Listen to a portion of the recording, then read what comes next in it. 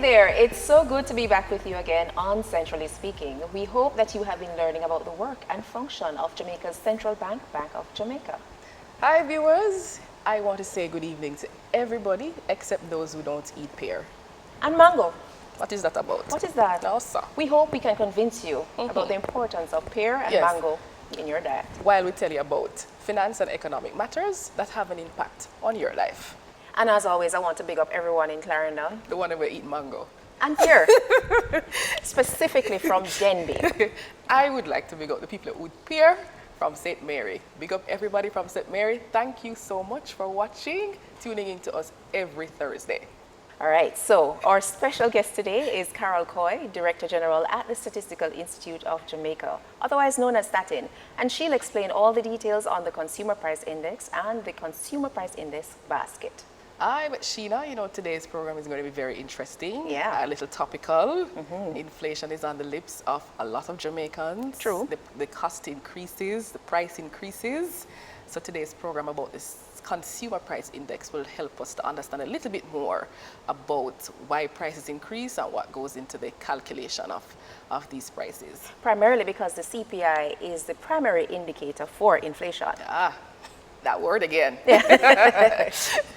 All right, viewers, but you know, as with Centrally Speaking, we don't have to lean to our own understanding. Carol Coy, Director General of Statin, will share with us some more and explain the CPI and how it contributes to inflation right after we come back from the streets. What has been your experience with the movement of prices of goods this month in comparison to last month? This month, I buy rice and flour. Flour for $80 a pound, rice for 90. So everything just gone up. Chicken gone up to $100 for one, when I did just $70 and $60 for one. So everything gone high. Every day when I buy things, it's raising. Each time you're going to China wholesale and you buy the things, them keep going up and you cannot raise nothing, you cannot put on anything. It's just a little hustling to achieve. Things are raised and I feel so depressed in myself, but I'm not making any profit, so I don't know what to do. Same old story. We just have to just buy it and done. Look what we are going to do. You understand me? Right? Government now raise the pay, nothing at all, so what we are going to do? We have to just buy and just go and do what we have to do. Cost of living getting higher and higher. Like every hour I get up, I hear something increase, price increase. Yeah, and it's like, though it's set right now, the government now get the chance for, you know, see where the people are face it most wickeder, cause trust me, we're not getting the time for move around. We can't survive in this way like this. I am really in a bad position because the income is not the salary not raising, right? And the price that you paid last month has increased, so you know your income cannot manage it already, and then this increase can cause more pressure on you. Worse if you have dependents. So to me, I'm seeing where it is warrant. I'm going to be factual. It is warrant because other persons are really benefiting from things being raised because the thing rough. The thing rough. The amount of things that go up, price will go up, everything will go up, and people and pay now go, so we don't know what I want. Right now, it's dear. A bread price can carry me go far. The price for a bread can carry me go Portland and still have change from Kingston. So it a beat everyone bad. Every day I know say things are go up, I'm hungry, I'm miserable. Hungry, I'm bunty, I'm a friend. You know say everything gone up, all chicken back gone up. Not even turkey neck when I not eat gone up.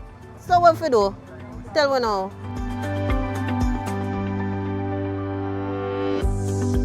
As always, some very interesting views there. Anna, what were your thoughts on those comments? Wow, some of them, I really felt it. Yeah. The young lady in the red blouse. Very direct. Yeah, yes. very, she said, you know, she's hungry. And she's angry. Angry. Yeah. I really get it. Okay. I really get it. A lot of us are experiencing a difficult time with the pandemic.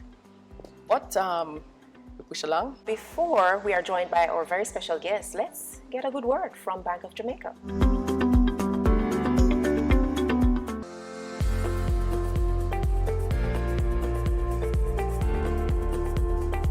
Our guest today is Carol Coy, Director General at the Statistical Institute of Jamaica, otherwise known as Statin, and she'll explain all the details on the Consumer Price Index and the Consumer Price Index basket.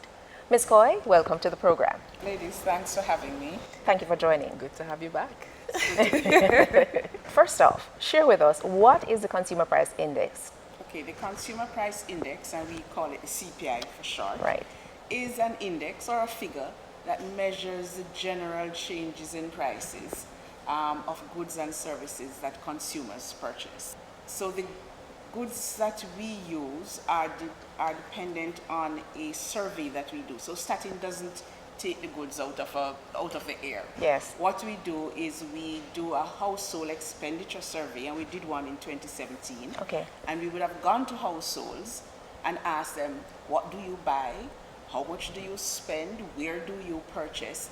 And when we add all this information together, then from this we determined what were the items that consumers purchase, and this is what we track. So it's what we call figuratively a basket of goods, in that the items do not change. Okay. These are the items that we will track because this is what consumers purchase. So that is why it's called the CPI basket. That's why it's called the basket. Okay. So from this CPI basket, you said that you ask households what they purchase, and then you translate that into a list of items to include in the basket. And the last time that survey was done was 2017, yeah? Yes, it All was. right, so suppose it is that the goods and services that people were purchasing in 2017, those have changed in 2021. How do you account for that change? Well, the issue is that, and we have found over the years, the items themselves do not necessarily change drastically. What will change is the brands and the type. So, for example, a critical one is in technology. Okay. So the phones that we'll be tracking now are going to change. But in calculating the CPI, you are allowed, and it's part of an international methodology, to introduce new brands, new types. So there are statistical ways of introducing this. So this is to ensure that the basket remains current. But the basic things like yam and flour will not change. And what we also do at Statin, we monitor the survey. So if there are items that we are tracking and we notice that these items, our data collectors can no longer find these items, we can adjust the basket to bring in items that will reflect the current expenditure patterns. All right, so this is household, apparel, transportation, education, food. Services, any type of entertainment, all of those things, those kinds of products. All those products, transport, health, cosmetology, hairdresser, nail tech. Yes, nail tech. All of those. All of those you would see. And since the last survey and this, you would see some of these items having higher weights than they did in the past. Yes, okay. All right, so share with us, how is it calculated? What we do is we break households in Jamaica into 5 groups, and we call them quintiles. Okay. And this is based on their income. So this survey would have captured the expenditure of all incomes in Jamaica. What we do, we take the bottom 4, so quintiles 1 to 4. So those are the items and the weights that we would track in the CPI. So how we do the CPI, on a monthly basis, the first full week of every month, our data collectors go out to over 1,000 establishments, and they track the price of over 300 items. And when I talk about items, I'm talking about like bread. Bread is an item, but we further break down bread into whether it's whole wheat, whether it's hard dough. And so they track the first full week, you capture the prices. There are some items that are volatile, and we have learned our lesson since the last basket. So things like petroleum. That's the 2017 basket. The 2017 basket. So things like petroleum and agricultural products such as lettuce and tomato. We capture those twice per month. So we go back into the field on the 3rd week and capture these volatile prices. So you'll get a more average price of things like petroleum over the month. And when we bring these prices in-house, then we do our usual statistical checks. And then this is how we use these to compute the index. One thing we should bear in mind though, not every item carries the same weight. So for example, based on the household expenditure survey, bread will not carry the same weight as, say, newspapers. Right. Fewer persons are purchasing newspapers. So bread, flour, items like these will carry more weight. So if you look at the basket, you will see food and non-alcoholic beverages is the heaviest weighted category So, in the basket. and by weighted you mean that it contributes more to the calculation? Yes. That's the weighted, So right. what we would have done, when we compiled the 2017 household expenditure, we would have added what households say they spend on these items. Right. And it's from this survey. So if bread was $5 and the total expenditure was $10, then bread would get, say, a 50%. So this is how we would have done it. So it's looking at everybody's, that quintile 1 to 4, their expenditures and allocating these items. So as I said, food and non-alcoholic beverages carry the heaviest weight. Then the next you'll have is housing, electricity, water, fuels. And we're not talking about fuels here, I'm talking about cooking. So Right. your cooking gas or whatever you use to cook with. And then the third biggest group is transport. And this is where you'll have the fuel for your motor car, you'll have bus fares, you'll have repair and maintenance of your motor vehicle. Taxi fares are included? Taxi fares, Is robot taxi air fares, travel? air travel, all these would be included. Okay. So has the global pandemic affected how we calculate the CPI? Because we are aware that much of what we use, or a lot of what we use, is imported. So the price increases that are being experienced internationally, do they affect the CPI directly? So what we would do when we go and we pick up the prices, if the wholesalers and retailers have passed on this price, so they would have had to pass on the price to the consumers. If they pass on the price to the consumers, then we will pick these prices up when we go. Because our data collectors, they go in the supermarket, they go to the market, they go to the hairdressers and they ask them what is the price of this particular good. So if they pass on that price, then you will see it reflected in the basket. So based on everything that you have said about the CPI, clearly it's quite expansive. Yes, it is. So I am assuming that it must have some influence or inform policy decisions. Is this so? Yes, it is. And as you know, the central bank is inflation targeting. Right. So the inflation figures, the figures that we do monthly, is important in the BOJ's policy making. The CPI, a survey is done. The goods that are tracked, those that households spend on. You arrive at the CPI.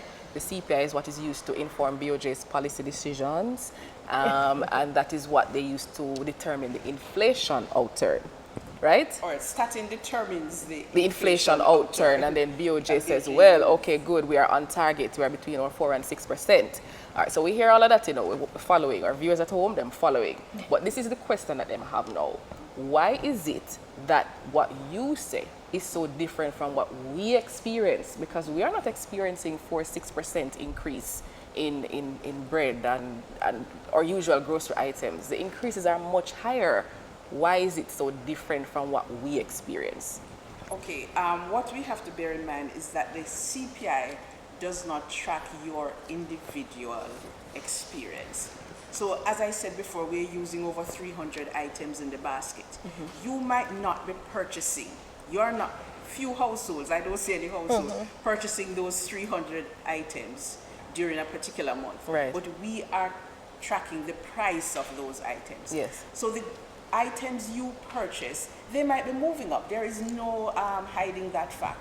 They might be moving up faster than the basket. But because you're tracking all these items, they are going to have some, what we call some pull-down impact on it. So for example, your household, my household, I don't have children living in my household going to school.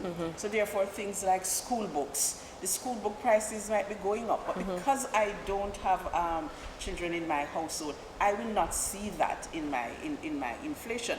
And I think we focus a lot on going to the supermarket or going to the market. Because it's what we do. Because we do, of course, quite but often. There are other items in there, like you purchase bed, you go to the doctor, you do a lab test, you go to the pharmacy, you go to the hairdresser. So all these items are included. And so what they will do is have some lowering impact on the CPI. What we must also bear in mind also is that electricity and petroleum, those prices fluctuate quite a bit on the market. Right. So what might happen is that because of their weight, they will pull down the overall CPI. You spoke about census, and that is what informs the data that you get. Could you share with us why, outside of that, why is it so important? Why is census so important? Okay, so census, it's a different survey Right. from the Consumer Price Index. The role of Statin is to provide official statistics to government. Right. And the census is a critical part of that. The census is the one, I'm calling it survey, but it's really not a survey, Okay. that covers everybody in Jamaica. So for example, when we do the CPI or you do labor force or anything, you're using a sample of items or households. Right. For the census, we go to everyone. And so every 10 years in Jamaica, Right. Statin does a census. And what that does, it provides information for our policymakers, whether it's the government, the central bank, private sector, or even household themselves. That was the last one done? The last one was done in 2011. Okay, right. So that you have information at a detail level. So we can provide you with information from the census on a community level. You'll never get that information from our regular survey. So at a community level, you'll get information on the type of persons living there, the age, the sex breakdown, Right. the education.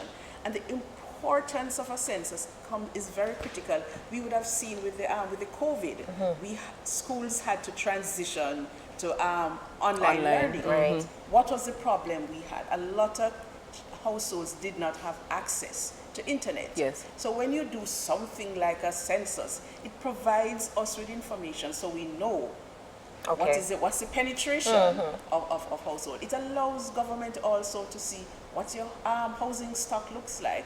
Are people throwing out their garbage? Are people burning their garbage? We're now into things like climate change. Right. Right. And so it allows all stakeholders, including the central bank, to make decisions looking at what is happening to persons in Jamaica at that level. Okay. So So the- the next census is right. there for next year? Next year, in 2022, we'll start data collection in April. Okay. And it goes on for about 3 to 4 months because we have to capture everyone across the island. So we have to go to every household and we have to collect data on every individual in that household. Okay. Alright, so you must want to use the opportunity to encourage our population to participate in census. Yes, as you say, using this opportunity to ask Jamaicans to participate. I think one of the concerns Jamaicans have Right. is that their information will be used elsewhere. Right.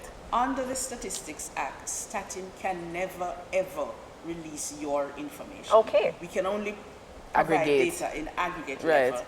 And so your information is confidential. We will now be using tablet computers. So as soon as you provide that information, it will be uploaded to our servers at Statin, and so we can do analysis. So it's to help Jamaicans, for government to know what is happening Right. in the population. So you can make more So informed you decisions. can make more informed decisions. And Right. the rest of the world, for you to move forward in this global economy that we have Data-driven. now, it has to be data-driven. Data-driven. Everything has to be based on data. Ms. Coy, thank you so much for joining us today to share with us about the work of Statin, the importance of the CPI, and also the importance of census. You're welcome. It was great to have you once again. Thanks. All right, Yeah. all the best to you and the team. So Ms. Goa explained the basics of the Consumer Price Index, but now we'll share some interesting information on the history of interest rates. Take a look at today's Fun Facts.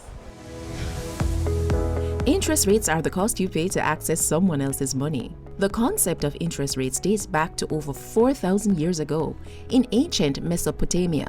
Mesopotamia is located in the region now known as the Middle East. The region's history is marked by many important inventions that changed the world, including the concept of time and math. The people of Sumer, one of the earliest civilizations in the region, worshipped in temples that actually also functioned as banks.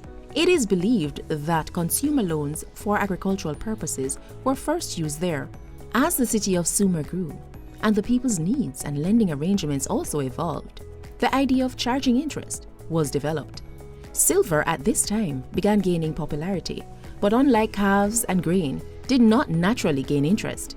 This is where the Code of Hammurabi, issued by the 6th Babylonian king, came to play. The Hammurabi Code of Laws, a collection of 282 rules, established standards for commercial interactions and set fines and punishments to meet the requirements of justice. The Code of Hammurabi formalized the first known laws around credit. It established, for example, the maximum interest rates that could legally be used during that time. Etched onto a large stone over 2 meters tall, the Code of Hammurabi can be found in the Louvre Museum in Paris today.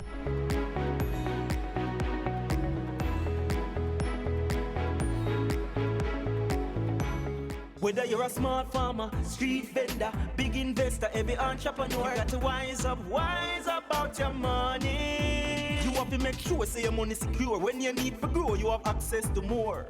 Financial inclusion means that individuals and businesses have access to useful and affordable financial products and services that meet their needs. Access to more money, more credit, whatever your business needs. When you work hard for your money must work for you.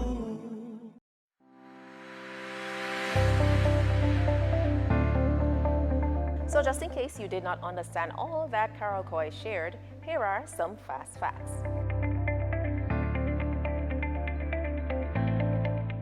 Number 1, the CPI tracks average price movement of prices that households purchase within a given period.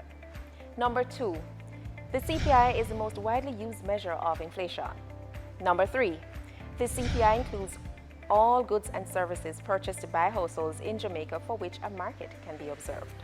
Number 4, the CPI does not reflect individual expenses, but the average of the basket, whether or not you make a purchase from the basket. Number 5, the data collectors visit over 1,000 businesses or establishments that provide goods and services, and the CPI basket has over 300 items in it. And that's it for our fast facts.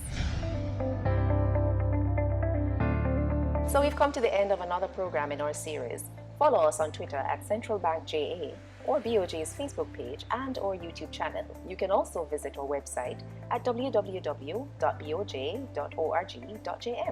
We also invite you to send your questions on Twitter and post your comments to Facebook. To the viewers in Alexandria St. Anne, a very good evening to you. Big up the one who eat pear and mango. And mango, yes. Right. Okay.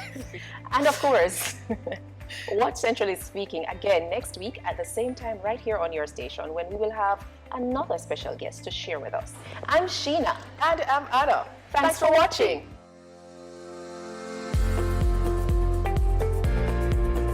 Centrally Speaking is a production of Bank of Jamaica.